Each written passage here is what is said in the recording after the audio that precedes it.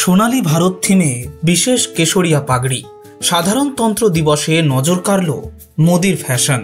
স্বর্ণিম ভারত, ঐতিহ্য এবং বিকাশ, এই থিমের উপর ভিত্তি করে দেশ জুড়ে পালিত হচ্ছে ৭৬তম সাধারণতন্ত্র দিবস। সেই থিমের সঙ্গে সামঞ্জস্য রেখে বিশেষ পাগড়িতে সাজলেন প্রধানমন্ত্রী নরেন্দ্র মোদী।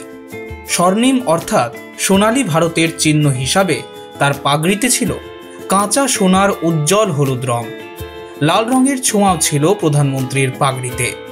প্রধানমন্ত্রীর পরনে ছিল সাদা কুর্তা পাজামা, সঙ্গে খয়েরি রঙের বন্ধ গলা।